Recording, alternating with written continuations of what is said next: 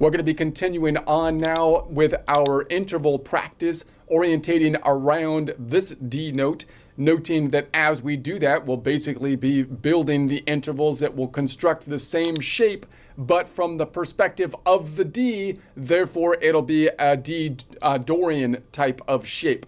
So let's do a quick recap of what we're trying to get as we do these interval practices. We are measuring it to the C major or the major scale in general. We're in C major.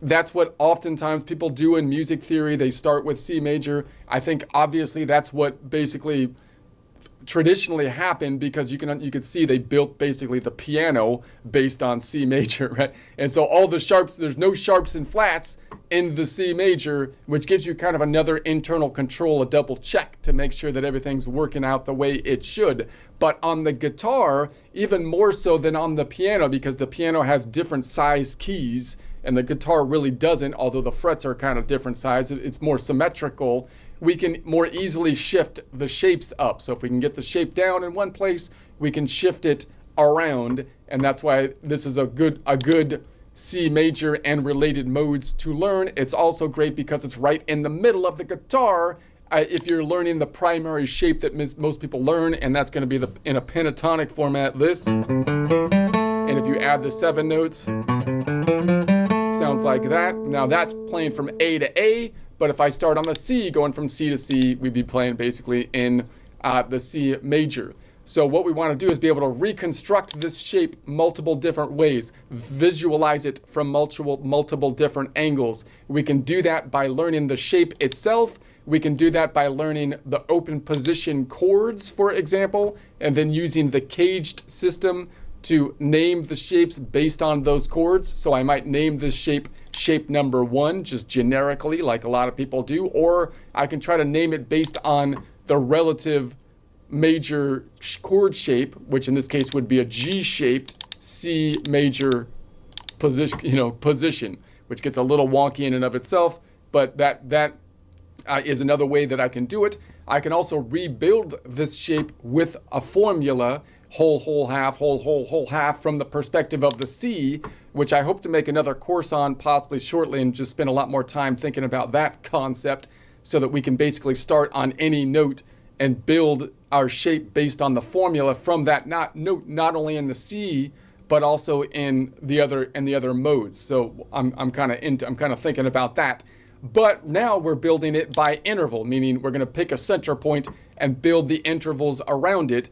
And we want to first do that usually in the major scale, because those are the intervals we typically use as our Rosetta Stone, and then possibly look at the minor, the main minor or Aeolian, and then compare the other modes to their related majors and minors, that helping us to build actual chords from any note. So I'd like to be able to pick any note within my shape and be able to build a chord from it would be the general idea, which means I have to know at least whether I'm going to have a major third or a minor third if I want to build a triad chord. And then beyond that, I need to know what the 7, 9, 11, and 13 would be that would still fit into the shape. And so to know that, we basically have to know the mode, the concept of the modes, so that we know the intervals, and then we can know which intervals fit and which intervals do not fit. We can also easily then shift between one shape and another shape, instead of me saying, well, this is, the C major, this is a G shaped or position 1 shaped C major and related modes. And then when I shift to something else, I'm going to say, well, now I'm on a G shaped or whatever and related modes, or a G chord or something like that. I'd shift the whole shape up. I could just alter the shape, right? I could say, well, what do I need to do to this shape? If I see that it's also a Dorian shape, what can I do to this shape to shift it from D Dorian to the minor, to the D minor? It should be an easy maneuver, since the Dorian is a minor mode, to just change one interval to get to the main minor, like an Aeolian, a D Aeolian. So that's one way that we can start thinking about the different shapes. Instead of shifting the shapes in my mind, I'll keep the same shape and shift an interval in my mind, which will result in a whole nother set of shapes which are pretty closely related because they only have one interval difference. But so that's another way to think about it.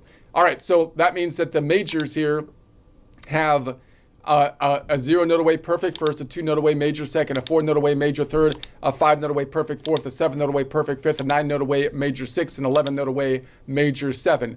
The main minor then, which is the Aeolian, is you would expect would have the same perfects, but would flip all of the major intervals, flattening them, shifting them back a note to a minor interval, and that's what happens, except with the 2 note away major second, which is kept.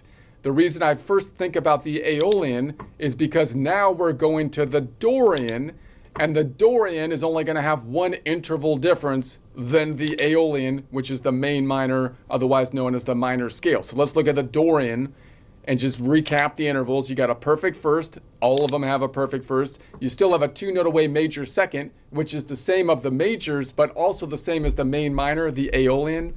You've got a 3 note away minor third. That's what you would expect to happen in a minor mode. That's the defining interval of a minor mode. So the major mode has a 4 note away major third, the minor mode 3 note away minor third. You still have a perfect fourth and a perfect fifth.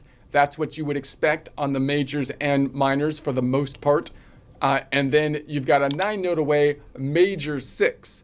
That's the one that's funny. So now Dorian is kind of playing both sides of the table here. It's more major. So of all the minor modes, the Dorian is the majorest of the minors, right? Because it's got two major intervals, whereas the Aeolian actually still has one major interval, but the Phrygian is the minorest of the minors, because it flips all the majors to minors, except for then also the Ionian is not even really a minor anymore, because it went totally crazy and put a flat fifth in there.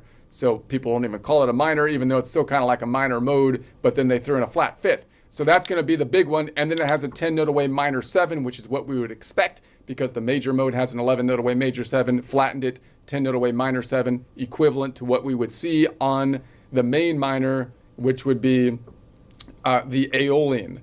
So that's the general idea. That means that this ninth right here, if I count from D to D, then this B right there, that's the shape, that's the note that I can just pull. I can flatten it if I wanted to go from D Dorian, which is more of a major sounding minor mode, and convert it to the more minor sounding minor mode, the main minor mode, D Aeolian. I could just flatten this B, and then you can see what would happen to the shape. This B would be shifted back here, and this B would be shifted back here. And I could just kind of note that and say, oh, then it would be boom, boom, boom, boom, boom, boom.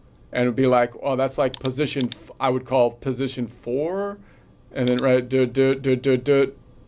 or wait a sec, that's going to be, yeah, I think position 4 that I would call it, I got confused on. This B would be shifted back. So this B shifted back, that B shifted back, which is kind of outside of our shape, and this B shifted back. So that's one way that you can kind of think of the shape.